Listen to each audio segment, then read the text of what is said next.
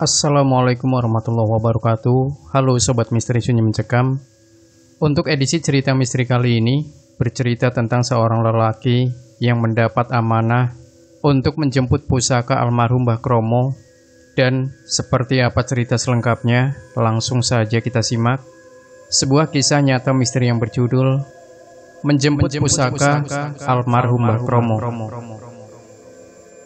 Peristiwa aneh sekaligus menyeramkan ini dialami oleh Indra, 30 tahun, sahabat kami yang bekerja sebagai salah satu tenaga IT dari perusahaan yang bergerak di bidang jasa pengangkutan laut yang berkantor di bilangan Jakarta Kota.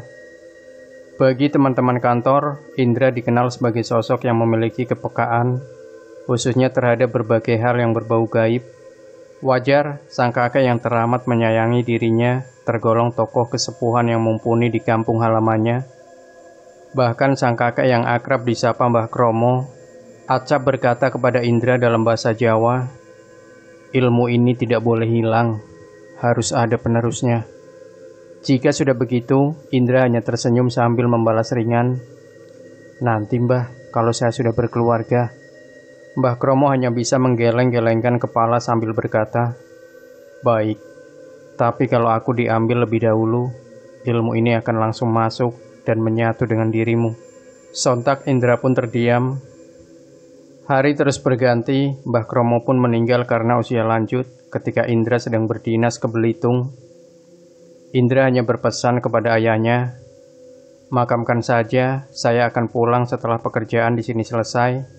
Kemungkinan 1 atau 2 hari lagi."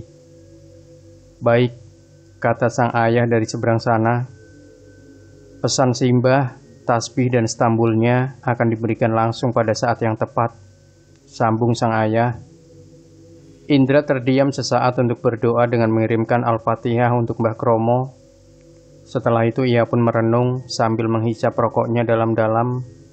Hati kecilnya pun berbisik, "Ya, aku harus siap apapun resikonya." Sekembalinya dari Belitung, ia langsung ke kampung halamannya. Indra bersimpu dengan takzim di pusara Mbah Kromo. Ia merasakan bulu kuduknya mulai meremang. Setelah dirasa cukup dan sekedar melepas kerinduan dengan ayah, ibu dan 2 adiknya, Indra pun kembali ke Jakarta. Ia ingin menikmati perasaan dukanya seorang diri tanpa ada yang mengganggu. Ketika menginjak Mei 2015, hati Indra pun berbunga-bunga. Betapa tidak, ia melihat di kalender ada liburan yang dapat dimanfaatkan untuk kembali ke kampung halamannya. Terhitung mulai 14 sampai 17 Mei, ia langsung meminta izin kepada pimpinan dan teman-teman kantornya untuk kembali ke kampung halamannya, Wonosobo, dengan menggunakan motor barunya.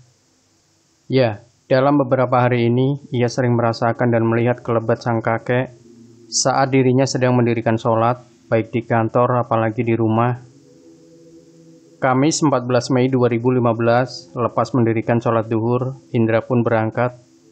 Menurut perhitungannya, sekitar pukul 23.00 ia sudah sampai di kampung halamannya. Ia terus memacu motornya dengan santai dan hanya berhenti sesaat untuk mendirikan sholat asar dan maghrib di SPBU yang banyak terdapat di jalur Pantura. Menjelang memasuki Cirebon, tepatnya di Kecamatan Arjawinangun, tanpa sebab yang jelas, laju kendaraan tersendat, bahkan berhenti total. Indra bertanya pada pedagang asongan yang tengah menawarkan dagangannya pada para penumpang bis, "Di depan ada kecelakaan. Potong jalan, ambil kanan saja." Demikian saran si pedagang asongan. Tanpa berpikir panjang, Indra pun membelokkan motornya melewati jalan di antara persawahan yang sepi. Kali ini, Indra hanya mengandalkan nalurinya saja. Maklum tak ada perkampungan tempat untuk bertanya.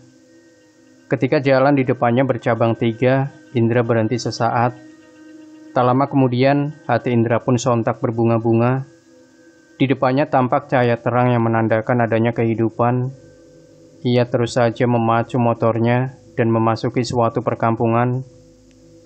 Tak ada yang lalu lalang, kecuali sebuah warung kecil yang masih buka.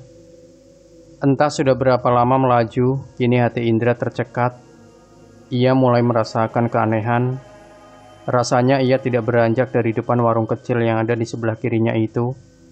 Padahal rasanya ia sudah lebih dari 15 menit melaju. Karena penasaran, Indra pun turun dan berjalan ke arah warung. "Assalamualaikum." "Waalaikumsalam," jawab lelaki parubaya si pemilik warung.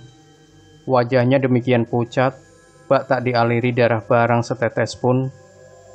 Indra pun meminta maaf karena mengganggu dan menanyakan arah jalan menuju ke Cirebon. Tak ada jawaban yang keluar dari mulut lelaki tua itu, kecuali menunjukkan tangan yang menandakan agar ia berjalan lurus. Indra pun mengangguk dan kembali uluk salam ke arah lelaki tua itu. Ia langsung menaiki dan menghidupkan motornya, kemudian kembali melaju. Tak lama kemudian, di depannya tampak banyak orang tengah berlalu lalang menuju ke suatu tempat. Semua mengenakan pakaian pesta. Indra pun menurunkan kecepatan motornya. Hatinya berbisik, mungkin ada hajatan. Benar, di depan sana tampak ada tenda besar diterangi lampu. Sebelah kanan dipenuhi oleh perempuan, sementara yang lelaki mengerumuni sebuah meja dengan demikian rapat. Karena ramainya orang, maka Indra pun turun dan mematikan serta menuntun motornya dan berjalan di antara orang-orang itu. Seorang lelaki parubaya dengan wajah angker memberikan tanda agar Indra memarkirkan motornya tepat di depan sebuah rumah kecil asri dengan lampu temaram yang ada di tepian jalan. Bak kerbau dicucuk hidungnya, Indra pun menuruti perintah lelaki parubaya itu. Sebagaimana lazimnya rumah-rumah di pedesaan yang selalu meletakkan tempayan berisi air di depannya, Indra langsung teringat jika dirinya belum mendirikan sholat Isya. Setelah mencopot sepatu dan jaket, serta meletakkan ranselnya di motor, ia berjalan ke arah tempayan berisi air dan berwudu, kemudian mendirikan sholat.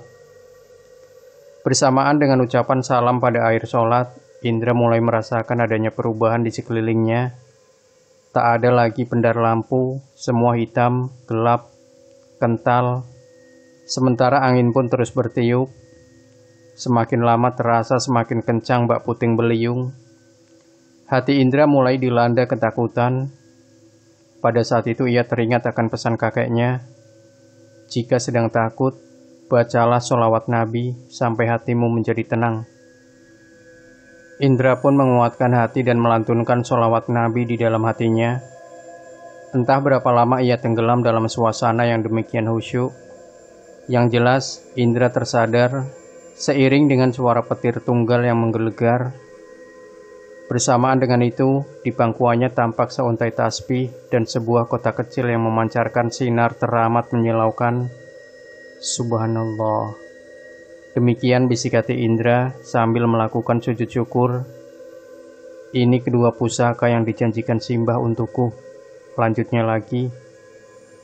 Setelah tenang, Indra menyapukan pandangan ke sekeliling. Tak ada tenda, rumah kecil tempat ia tadi mendirikan sholat ataupun tanda-tanda kehidupan lainnya. Yang ada hanyalah rumpun bambu yang demikian lebat.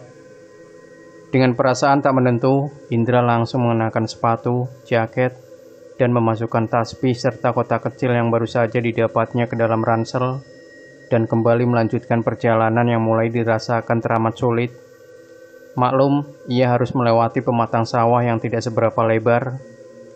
Singkat kata, tepat pukul 9, Indra pun tiba dengan selamat di kampung halamannya.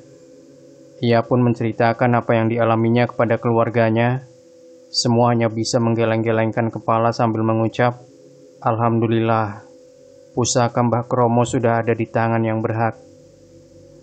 Demikian Sobat Misteri Sunyi Mencekam. Jangan lupa berikan komentar Anda, like, share video ini, subscribe channel Sunyi Mencekam, dan kembali nantikan cerita-cerita misteri terbaru dari kami.